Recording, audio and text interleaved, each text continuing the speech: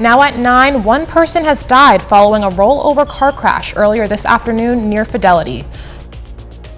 And to be aware of this holiday season.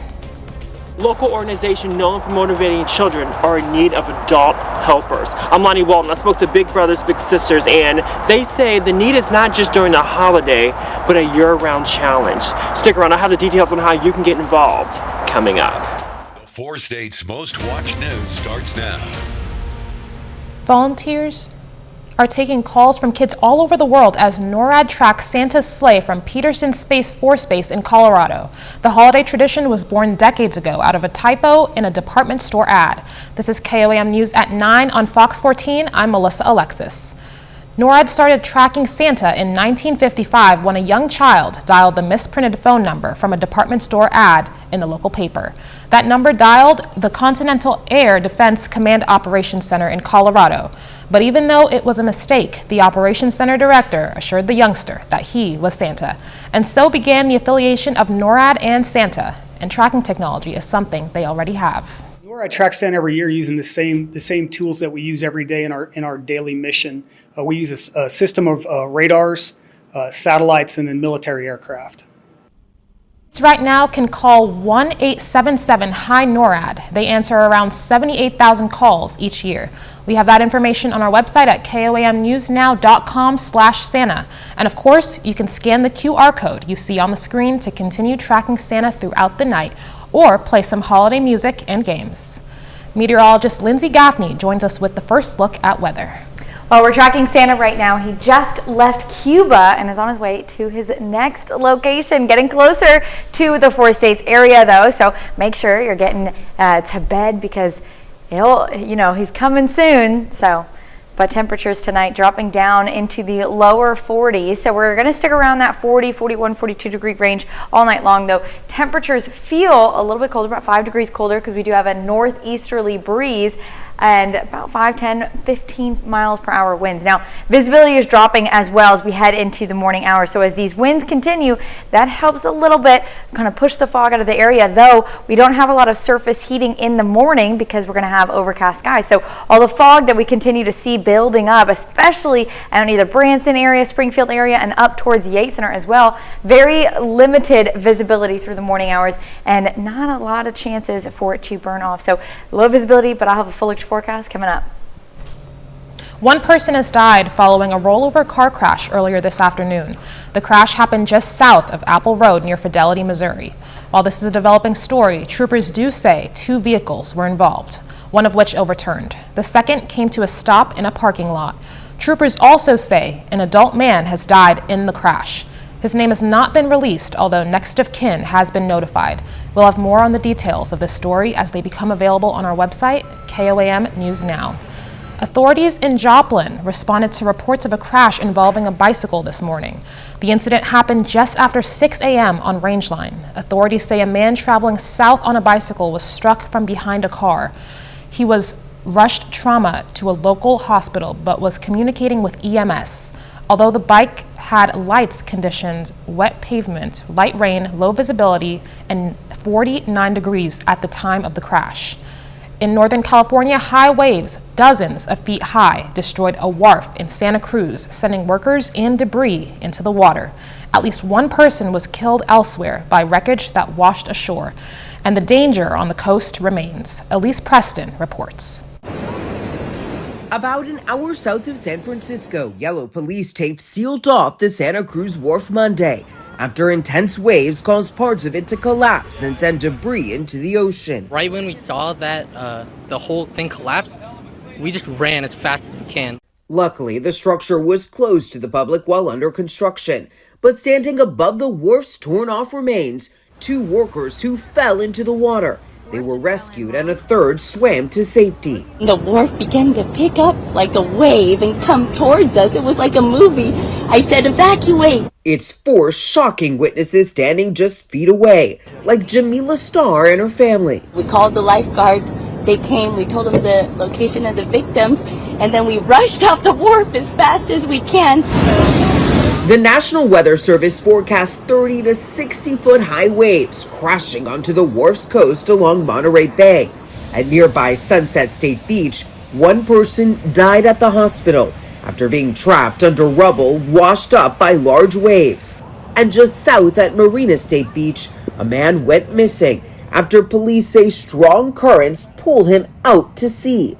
Back in Santa Cruz, Mayor Fred Keeley is warning of a dangerous time near the ocean. We are anticipating that what is coming towards us is more serious than what was there this morning. Coming up, employers weigh in on employee weight loss. Thinking about losing weight come the new year? I'm Rebecca Castor in Washington with more on an emerging trend that's helping some shed those extra pounds. That's coming up. Later, another record-breaking amount of air travel is about to happen, once more after Christmas.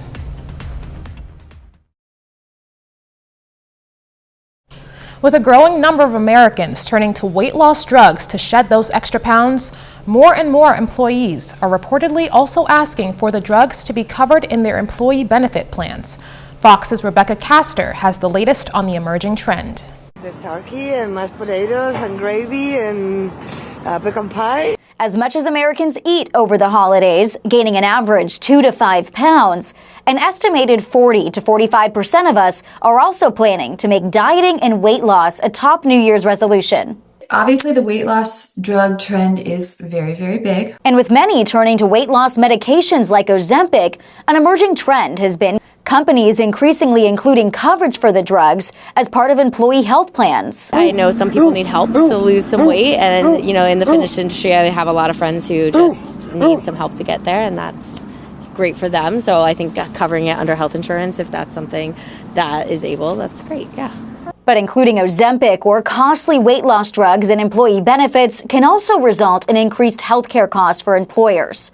Still, industry experts say a significant number of employees surveyed say they would consider changing jobs to access such benefits, and including weight loss drugs could play a big role in 2025 with company retention. So we're just going to see a growing trend of people being able to go and seek out workplace benefits that really cater to their individual needs, not just the blanket benefits that we've seen for the past few decades. And as more and more companies begin to cover weight loss drugs and employee benefit plans, industry experts suggest reading the fine print, as companies also add more caps or limits to cut down on costs.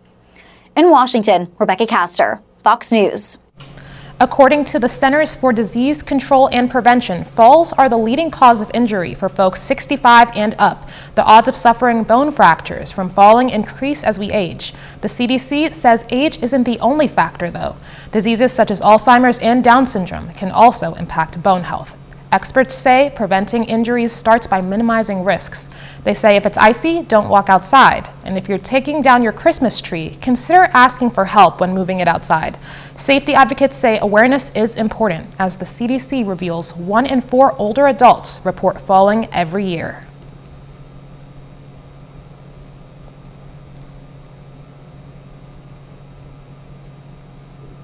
Drinking coffee and tea can lower your risk of certain kinds of cancer. A study published in the journal Cancer found regular coffee and tea drinkers had lower rates of head and neck cancers, including cancer of the oral cavity and throat cancer. But more research is needed on the reason for the connection. Encouraging news about a new migraine drug. The American Academy of Neurology found that the newly approved drug, Antigepant, could take effect on the first day of illness. Most patients reported having 1 fewer migraine per week. Many current migraine medications take weeks or months to become effective. Lindsay is next with a complete look at the forecast. And later, Christmas is about to get more chaotic once the festivities are over.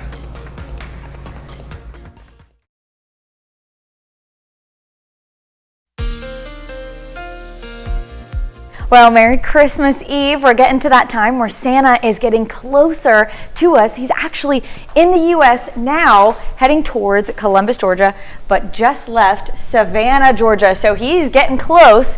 So make sure all your kiddos are asleep, or else Santa might skip over, just return back later. Now we can go ahead and take a look outside downtown Joplin from the Cornell Arts and Entertainment Complex.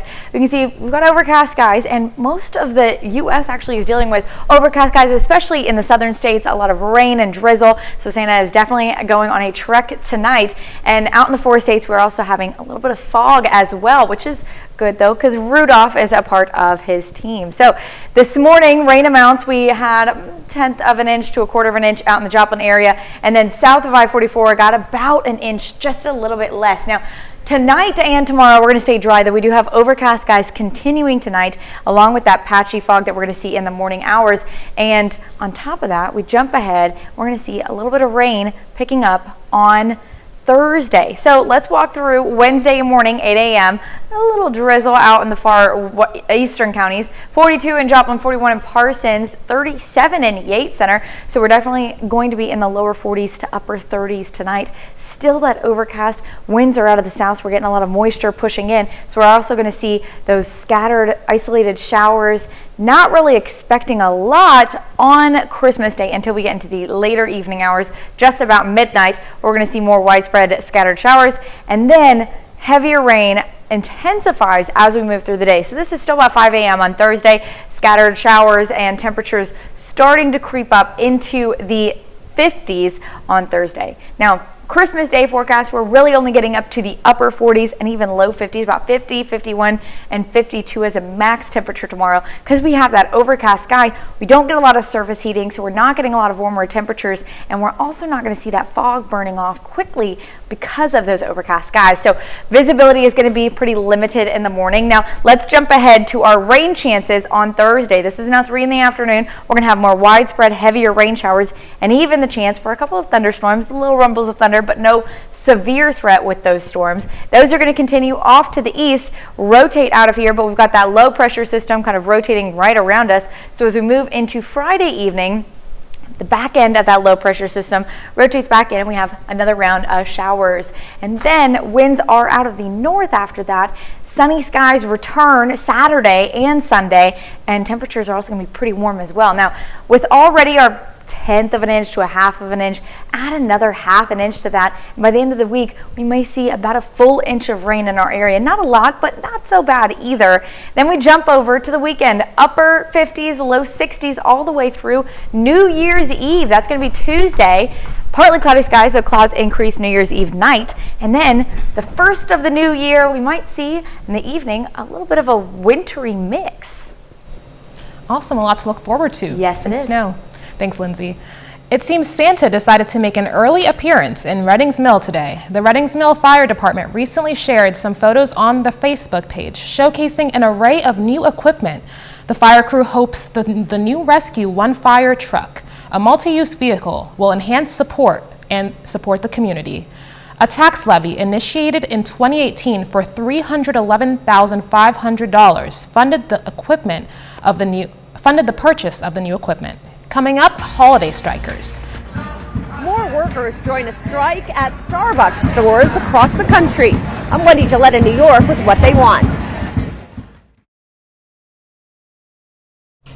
Experts are predicting record-breaking travel this holiday season, but for thousands of people across the country, it got off to a bit of a rocky start. Fox's Dana Marie McNichol is at Atlanta's Hartsfield-Jackson International Airport with more. Whether it's by plane, train, or automobile, millions of Americans are packing up and heading out for the holidays. There's also a magic about the holidays that makes it exciting to travel. AAA says nearly 120 million people will travel 50 miles or more from their homes between December 21st and January 1st, which is on pace to narrowly beat the travel record set back in 2019 pre-pandemic. Not everybody leaves at the same time at the end of the year, and that's what makes this year-end travel period a little bit trickier. It's good to prepare and plan ahead for the worst-case scenario. Some American Airlines travelers saw their worst-case scenario Tuesday morning, a nationwide ground stop. More than 1,400 flights were delayed due to a technical issue. Flights were grounded for about an hour before the all-clear was given. American Airlines apologized in a statement, adding, "It's all hands on deck as our team is working diligently to get customers where they need to go as quickly as possible." You know, if American says it's under control, then I got to go with American and believe them. The other thing to be mindful of, weather. While many hope for a white Christmas, snow could cause some travel delays in the Northeast. Snow is also in the forecast for the Mountain West, while other areas of the West Coast and South could see rain. So be flexible. If you're going on a road trip and you see that there's severe weather coming, adjust your time. Experts say the least busiest time to travel this year is on Christmas Day. In Atlanta, I'm Dana Marie McNichol, Fox News. According to AAA, if drivers want to avoid traffic and congestion, they should try to hit the roads earlier in the day. They say the busiest time of day for traveling is mid to late afternoons and early evenings. Not every holiday package delivered this season is as harmless as it appears. Police departments across the nation are warning consumers about a growing brushing scam. The scam involves receiving unordered packages addressed to you, often containing small items and accompanied by a QR code. Consumer advocacy groups say these codes are designed to fish for personal information, including bank account details and login credentials. With scams on the rise, consumers are urged to remain vigilant this holiday season. Sales for real Christmas trees in the 4 states depended on where a family shopped. According to a couple of local tree farms, profits in our area varied. Sales this year were up for Mill Dam Christmas Tree Farm in Fredonia, Kansas. According to the farm, sales for Fraser firs went from 82% to 109% over the last year.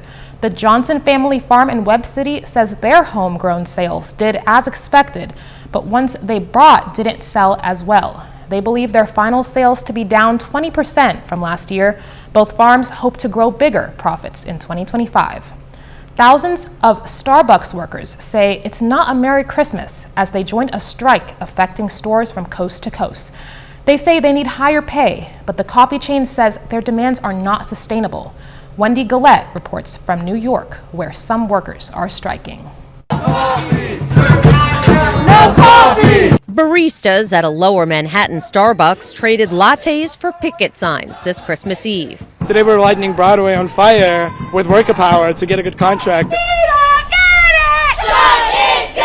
Workers from Burbank to Boston also walked out as part of the 5-day strike that began Friday. Especially with how busy it is around the Christmas time, things get crazy and we're understaffed and we're overworked and we're tired. The union representing the workers, Starbucks Workers United, says they don't make enough to live comfortably. Living in this city is extremely expensive and we just aren't paid enough. I'm struggling every single month to make rent. The union says Starbucks proposed an economic package with no new wage increases for now and a guaranteed raise of only 1.5% in future years. Starbucks counters that the union prematurely ended a bargaining session this week and that it's asking for an immediate 64% minimum wage increase, followed by a 77% increase over 3 years, what the company describes as not sustainable. We're asking for just basic respect, a living wage, and fair treatment at the workplace. Starbucks says baristas working at least 20 hours a week make pay and benefits worth $30 an hour.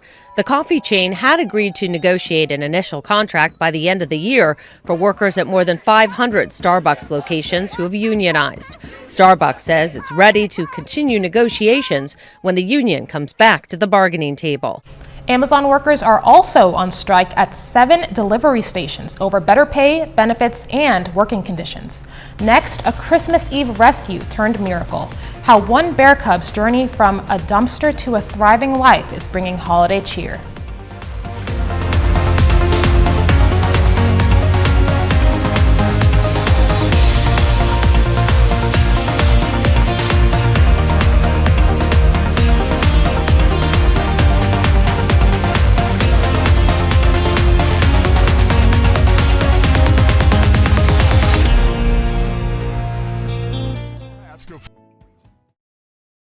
There's some good news about a lucky black bear that will forever be linked to Christmas. On Christmas Eve in 2017, a bear cub was found in a dumpster near Lake Tahoe, California. She was malnourished, hairless, and close to death.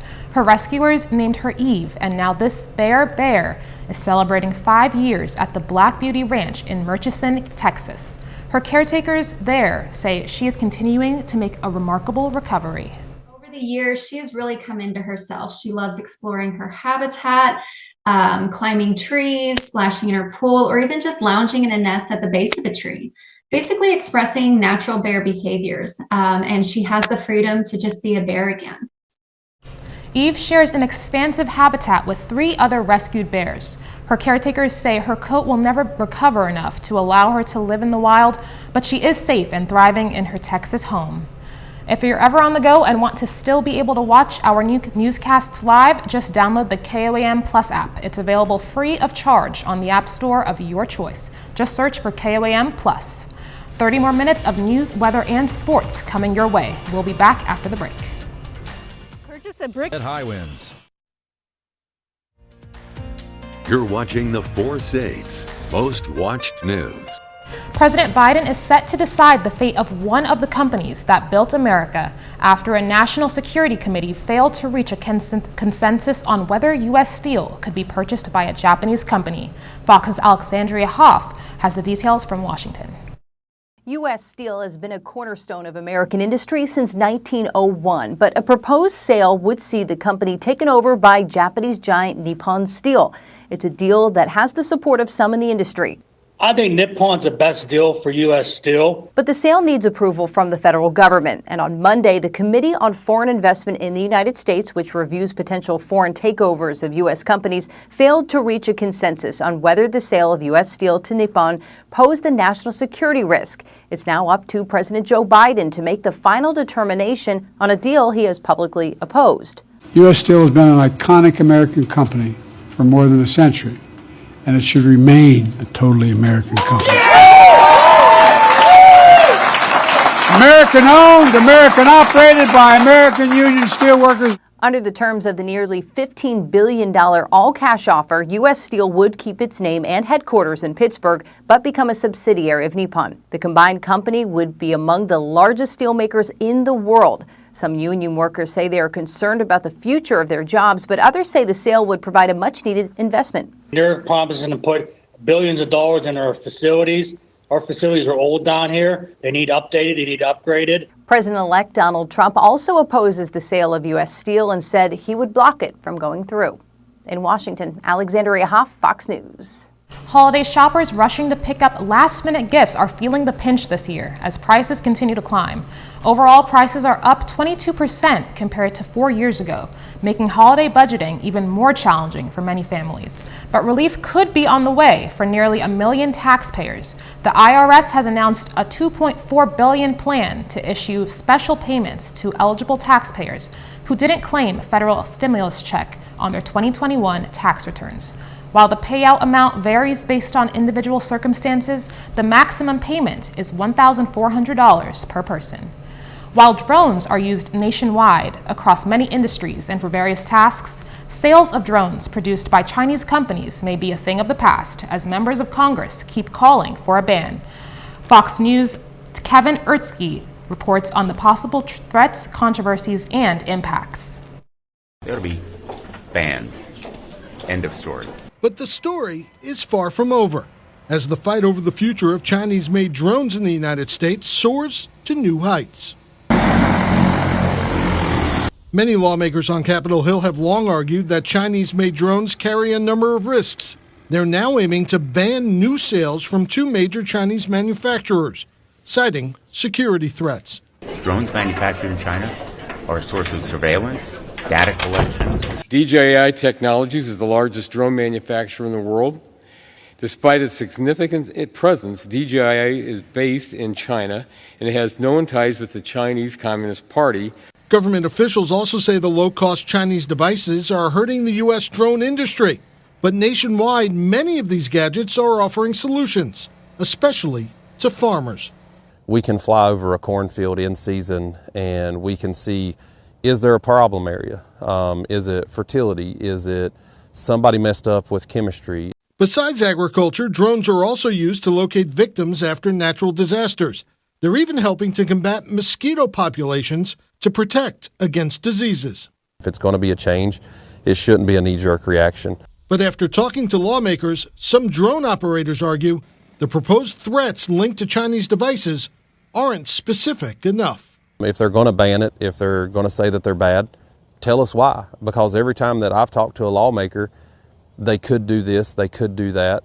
It's always they could. Kevin Uretsky, Fox News. Lindsay is next with a complete look at the forecast. And later, a holiday homecoming made possible. how one nonprofit is bringing young service members back to their families.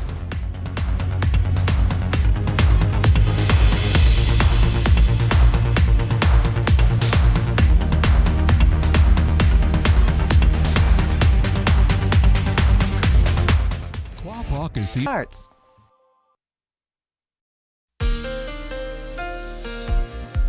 Well, Merry Christmas, everybody. I hope you're having a great one. Now, we're going to go ahead and take a look at where Santa is at. So we just left New York City, heading to Newport, Rhode Island. In the next minute, he's already delivered almost 6 million presents already. He is on a roll out there. Now let's talk about what he can expect when he hits the 4 states region. So downtown Joplin from the Cornell Arts and Entertainment Complex, you can see overcast skies continue, and we also have pretty low visibility tonight and through tomorrow as well, because we've got some fog in the area. Now, we've seen already a little bit of rain showers from this morning, less than 1/4 inch out in the Joplin area, and then south of I-44, we got up to almost an inch of rain, but all of the blue, that's about 1/4 inch in the area. So we didn't get a lot of rain this morning, and then those overcast skies kind of continued all day, just dreary most of the day long, and it's going to continue tonight as well. So let's look at our future track through Christmas Day so you can plan your day out.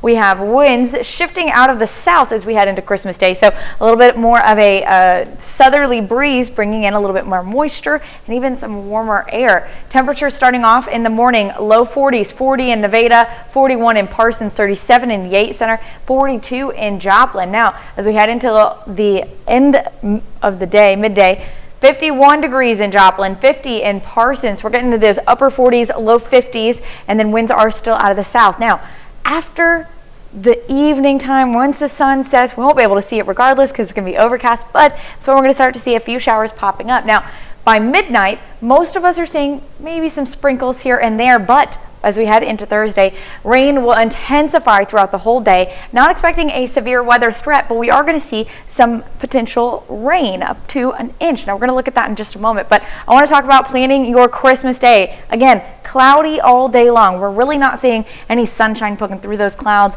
and we're also not expecting any rain chances. It's just going to be gross overcast for Christmas, kind of putting a little bit of a damper on the day, but maybe those lights, Christmas lights, will cheer the day up. Now, temperatures starting off in the lower 40s like we just talked about. Overnight low getting to about 40, 41 degrees, about 43 by 9 a.m. By noon, upper 40s, about 48, 49, maybe even 50 degrees, but our high for the day really only reaching about 52 as a max in most of our areas. So we're really not warming up too much. It's going to be chilly, especially with that overcast skies and not being able to burn off that morning fog. So the visibility will remain low for the day as well. Now, the rain chances, though, is the only thing that's doing pretty good, holding off after Christmas. So Thursday, 3:30 in the afternoon, that's when we're starting to see all the intense rain moving in, heavier rain amounts, even some thunderstorms. The main line of thunderstorms pushing off outside of our area towards Springfield, but we got a little bit of a straggler there pushing into the area. So again, not expecting a severe threat, but maybe some rumbles of thunder through Thursday night and into early Friday morning. But then that low pressure system rotates back around, wraps some rain back into our area for Friday night. Then we jump to having mostly sunny skies Saturday and Sunday with temperatures in the lower 60s. So we are pretty warm this weekend. It's going to be a nice weekend with rain amounts adding to what we already have seen, 1/4 inch to 1/2 inch in the southern areas, maybe another 1/2 inch to an inch of rain in some areas because of the rain on Thursday and on Friday. Now, temperatures, like we just talked about, slowly creeping back into the lower 60s through the weekend, but then quickly dropping as we hit New Year's Eve. It's going to be sunny until the next day, New Year's Day at night, and we're going to see a possible little snowfall event after a weekend of temperatures in the 60s. Wow, and some good news for Christmas. Staying dry. Exactly. Yes. Yeah. Awesome. Thank you, Lindsay. Kids right now can call 1-877-HI-NORAD. They answer around 78,000 calls each year. We have that information on our website at komnewsnow.com/Santa. And of course, you can scan the QR code you can see on the screen to continue tracking Santa throughout the night or to play some holiday games and music. And if you're looking for events in the 4 states but don't know where to turn, we've got you covered. Just scan this QR code and go straight to the events page on our website. Find fun family events in the area, anywhere, anytime. KOAMNewsNow.com/events. Coming up in sports, a Coffeyville Red Raven is named to the All-American team. Plus, a look back at some of the top plays of the year. John Dales has that and more up next in sports.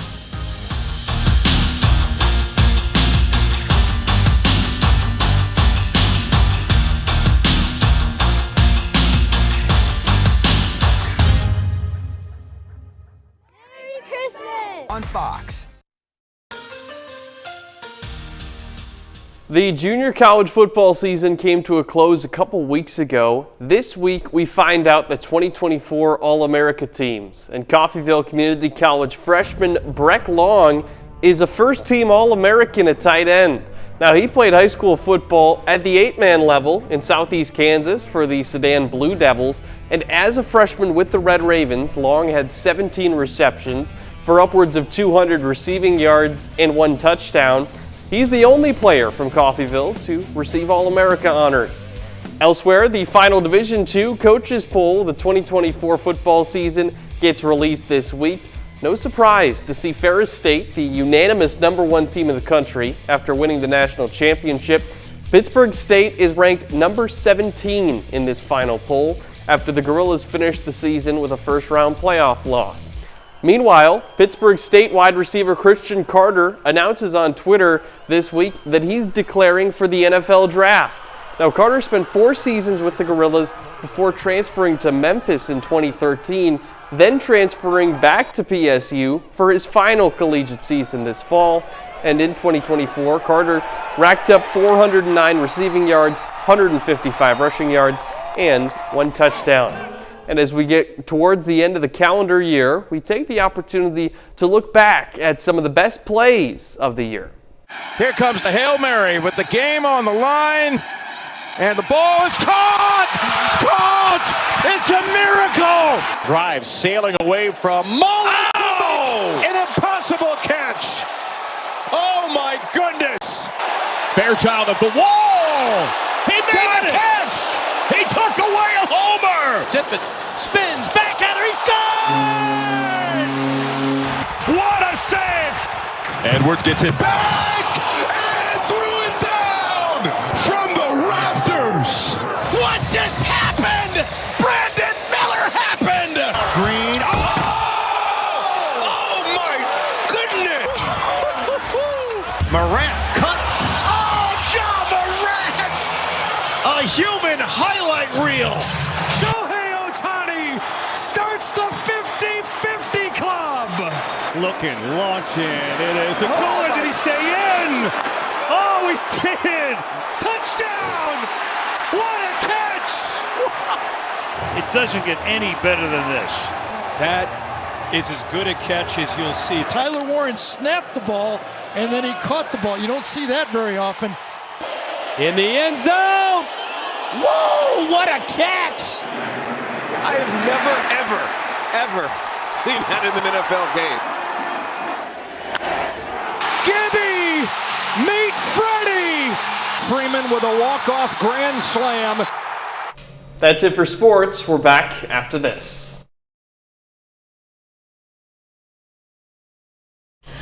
Serving those who serve the country. That's the goal of one nonprofit in North Carolina that's helping junior enlisted military members make it home for the holiday. Over the weekend, 6 Marines boarded flights home after the organization fully paid for their flights. Sydney Schofield has more on the inspiration behind the effort. I haven't been home in a year. I just want to go home. For Lance Corporal Aiden Mullins, the military was always in the cards. His father serving for 20 years and 4 siblings all serving too. My oldest brother was a Marine. He got out a few years ago. And the other 3, my sister and 2 brothers, are in the Army. They're still active. As his siblings prepared to deploy to Syria, this young Marine knew he had to get home for the holidays this year. And thanks to Miles for Military, he got a free flight home just in time for Christmas to finally see his family again. They haven't seen me in a long time, so yeah, they're pretty stoked. Maureen Byrne is behind it all. Her son served in the Marines. When she flew him home for Thanksgiving from Camp Lejeune a few years ago and saw the price of the ticket, she asked him how other young service members were affording the flight home. He said, Mom, nobody goes home. The barracks are full. I'm one of a few that get to go home, and only because of you. And so I was thinking about that, and I thought, geez, that's terrible. How can we help these kids? What can we do? So she started the nonprofit, entirely funded by donations, that pays for flights home for junior enlisted military members as long as they volunteer 25 hours with a certified 501c3 nonprofit. To earn his flight, Mullins chose to volunteer with the Onslow Veterans Powwow, run by Raquel Painter, who was so grateful for the help, she showed up to the airport Saturday to see Mullins and other Marines off as they boarded their flights. I served 26 years in the Marine Corps myself, and knowing how important it is to make it home when you're able to. The cost of airline tickets now are outrageous, and being, an E4 or below in the military, sometimes you can't afford that plane ticket home. Maureen hopes to keep growing the program, giving back to those who lay it all on the line for our freedom. These kids are amazing. They serve us. It's the least we can do is to send them home, whether it's Christmas, Thanksgiving, Hanukkah, their birthday, a wedding, and any other moments that matter. Coming up, two of the biggest automakers in the world talk about merging. We'll have the latest. Two of the world's best-known automakers are planning to merge as the industry transitions away from gas-powered vehicles. Honda and Nissan have formally agreed to hold talks over the next 6 months, along with a third Japanese carmaker, Mitsubishi. The deal is seen as a lifeline for Nissan, which recently cut 9,000 jobs and reduced its production by 20% with declining sales in China. CBS News Money Watch correspondent Kelly O'Grady discussed what a merger could mean for the consumers. Combining development efforts could mean cost savings that are passed on to the driver. We could also see enhanced EV technology and new models brought to market faster. I mean, look, automakers, they have struggled with the transition away from gas cars. This merger would be a play for Honda and Nissan to kind of stay alive in the EV race. The companies hope a deal can be reached by June and finalized in 2026. It would make Honda and Nissan the third largest car company in the world behind Toyota and Volkswagen. That's our time for tonight. Thanks for joining us. Thank you for watching. We leave you tonight with some drone footage of Christmas lights in Carthage, Missouri. Let's make it a great evening.